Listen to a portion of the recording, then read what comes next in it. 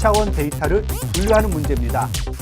자, 이 데이터를 보게 되면 이 2차원 평면상에 플러스로 표시된 점도 있고 그 다음에 다이아몬드로 표시된 점도 있습니다. 그러면 여러분이 지금 하고 싶은 건 뭐냐면 플러스로 표시된 데이터들과 다이아몬드로 표시된 데이터를 분류하는 겁니다. 어떻게 분류할 수 있을까? 그러면 제일 먼저 해야 될 것은 바로 데이터를 수집하는 건데 여기서는 수집이 필요 없죠. 그러니까 데이터를 생성합니다. 그래서 가우시안 분포에 따라서 두 개의 서로 다른 특징을 가지고 있는 플러스로 표시된 데이터 그룹과 그 다음에 여기 다이아몬드로 표시된 데이터 그룹을 만들게 됩니다. 자, 이렇게 한 다음에는 학습을 거치게 돼요. 학습은 뭐냐면 데이터의 분포 특성을 갖다가 분석하게 됩니다. 즉 데이터의 어떤 평균과 공분산을 계산합니다. 자, 그러면 표시된 공분산이 그 플러스에 속하는 것이 여기 이제 여기 이렇게 표시됐고 그 다음에 이게 이제 평균이 표시가 됐어요. 자, 그렇게 해서 평균을 계산한 다음에 그 다음에 뭘 합니까? 분류를 해야 되겠죠. 결정 경계를 갖다가 결정합니다. 이 두 개의 클래스를 나눌 수 있는 어느 하나의 어떤 2차원이니까 1차원 직선을 이렇게 쭉 만들어내야 돼요.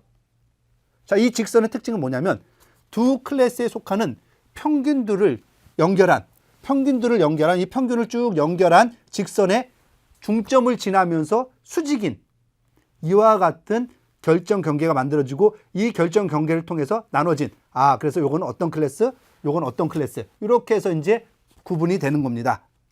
자, 그러면 새로운 데이터가 들어오면 어떻게 될까요? 예를 들면 여기 빨간색으로 표시된 데이터가 새로 들어왔어요. 그럼 이 데이터는 과연 어떤 클래스에 속하는 거냐라는 구분하고 싶다.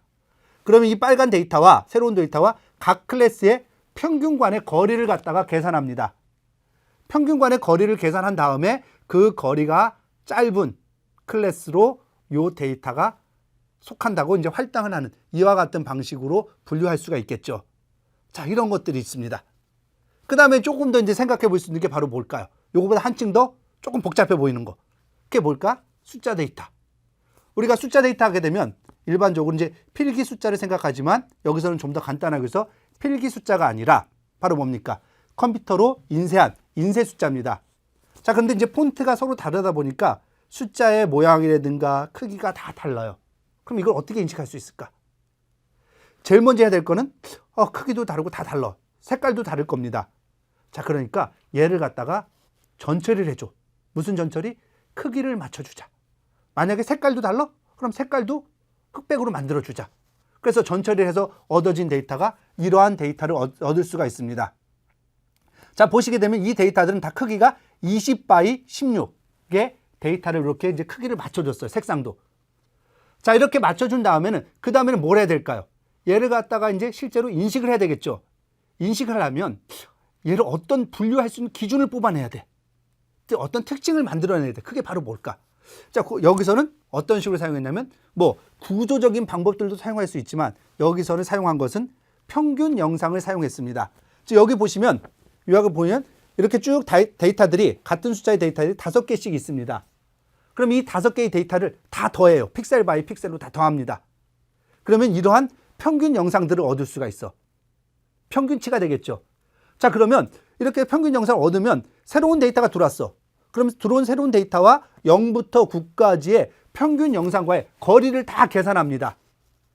거리를 계산해가지고 거리가 가장 가까운 게 나온 그와 같은 거리. 예를 들면 이 8이라는 평균 영상과 거리가 가장 가까이 게 나왔다? 그러면 새로운 데이터, 입력된 데이터는 어디? 8이라는 숫자다. 이렇게 인식을 할 수가 있겠죠. 자, 이런 식으로 여러분이 숫자 인식을 할 수가 있습니다.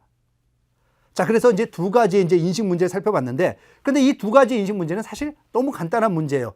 그냥 이것들은 실제 쓰기보다는 패턴 인식이라는 것을 공부하는 입장에서 가장 한번 먼저 생각해 볼 수 있는 그러한 인식 시스템이라고 할 수 있겠죠.